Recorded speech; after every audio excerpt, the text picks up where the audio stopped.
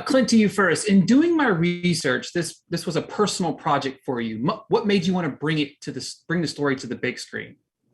Well, my dad was a jockey, and it really came from just a place of once I became a filmmaker, I was working on the backside with my dad, and I realized that this rich world behind the barns, it was something that we hadn't seen really on film before, even though we'd had a lot of horse racing films, and so it really came from just that seed of wanting to tell the story of a jockey. Hey, Greg, to you. Knowing this came from a personal place for Clint, what was it like helping him bring this to fruition? Well, we started out as filmmakers together, and to help your best friend achieve a vision that's so deeply personal, and questioning things in its personal quality feels so it touches all of us. These questions of legacy and family, and then the surprising thing was how personal it became to all of us from that seed. We wrote this for Clifton, and a lot of his own experiences with his family and father wove its way into the script. My family adopted a son during the 3 years of writing the script, and that wove its way into the story. And so it became something inspired by Clint's family that became about all our families. With this being your feature film directorial debut, Clint, what was the process like preparing to shoot some of those races? Mm.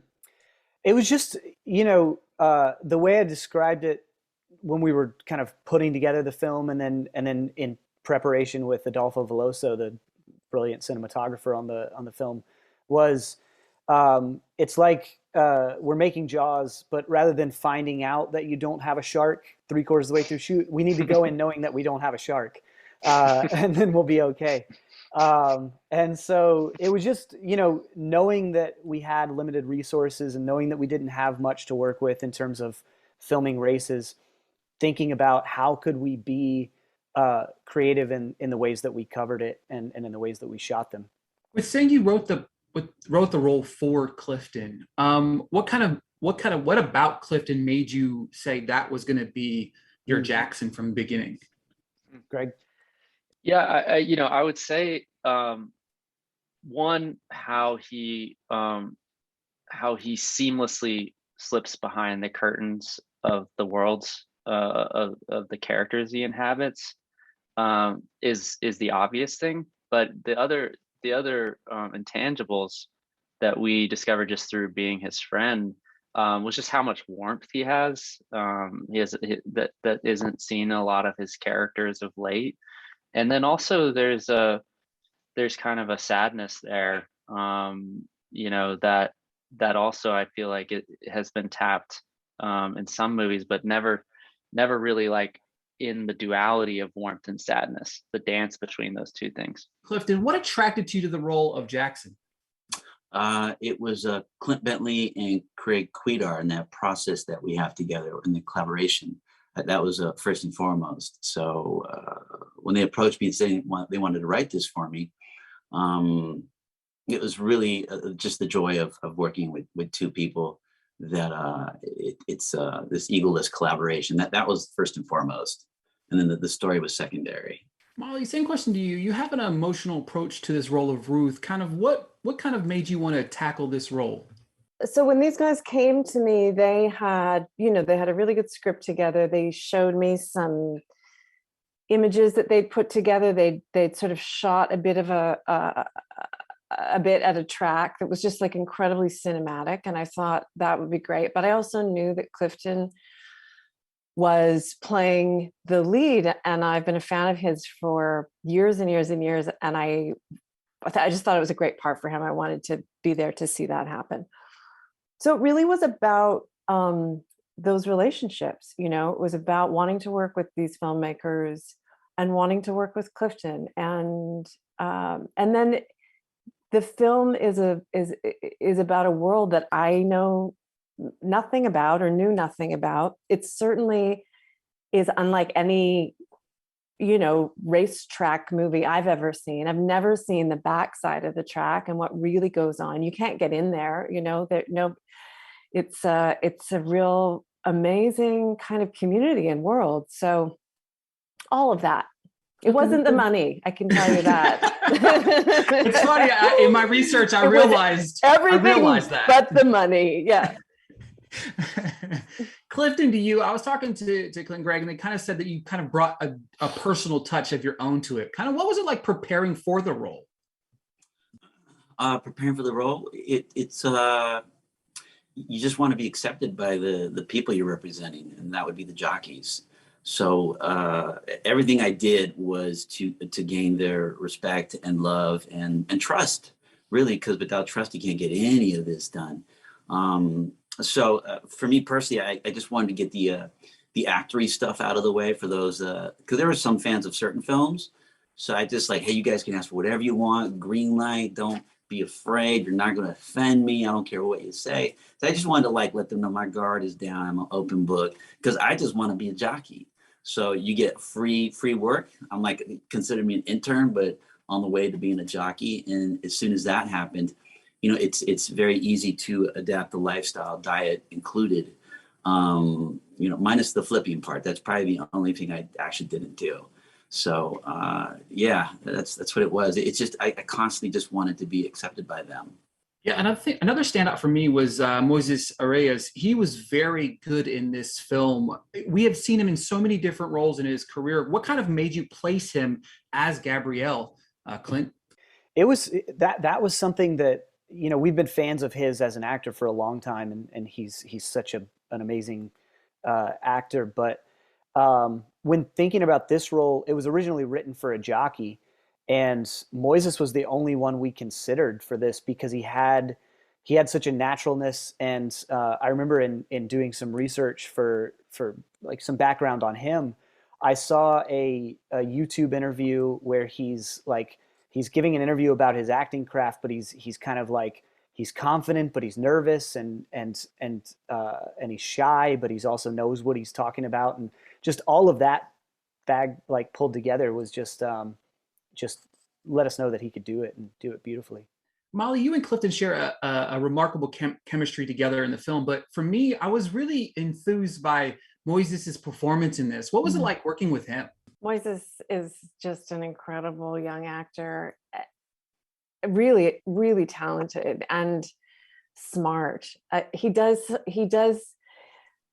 something in a scene with Clifton where he's got the wheelbarrow. He's sort of in this scene, and he plays the whole scene so straight, and just as he turns towards the camera, we see him and he just grins. You can see that, and that's somebody who understands how a scene is being shot, who is able to, that's really good work for a young actor to be able to pull things like that off. There's those subtle moments. I also love the kind of exploration of masculinity in this film, of this father-son relationship, of, at times Clifton feels like an old Hollywood kind of hero. Like these are not people who are using their words all the time. They're not talking all the time about their feelings and their thoughts. They're doers. And yeah, just all of that. I thought, we were lucky in that way. But yeah, Moises is really a cool guy. So obviously you brought up the cinematography just a little bit earlier, but how impressed were you with Adolfo's work after the project was over? Because the film is just absolutely breathtaking. Oh my God. It's crazy. It was not a problem in the edit of let's find the beautiful shots. The problem was we need to take out some beautiful shots because it's too much. No, he was amazing, not only in prep and in shooting, of helping find that visual style to where it felt very natural, but also felt very cinematic. And then, yeah, I've just grown more impressed with him the more we get away from it. What was something you learned about yourself during this entire process? I've always been an ambitious person, like someone like reaching, bigger, faster, stronger, and then you don't realize like the tunnel vision that you have on and everything that you're missing beside you, and the people beside you, and the people that you're holding hands with, and it's just sort of better together. It's probably what I take from this. I think there's something about ingrained trauma that we all have in one form or another, and there was something about watching Jackson's story unfold that made me. What I've been thinking about a lot lately is just we have to, if we can figure out a way to release ourselves from the hold of that and move forward without ignoring it, then we'll be much more better off for it. And I learned about myself. I guess how selfish I can be as an artist, because I cut off all my ties to Los Angeles and just being able to get lost in this world. I stayed in touch with two mentors because it suited the relationship I had with Moises, Gabe, and my grandmother. And I might even call blocked my agent. So, and that's just what you got to do. It can be lonely at times, but I was losing myself, and in the way I'd like to lose myself. A lot of it's also, character acting. Being a character actor, there's a lot of escapism, if you will, in lieu of therapy, if you will. Or as well as, yeah. If you get those residuals coming, you support it. Otherwise, it's good to play traumatizing character. But yeah. It's a good question. I mean, you're just always learning, aren't you?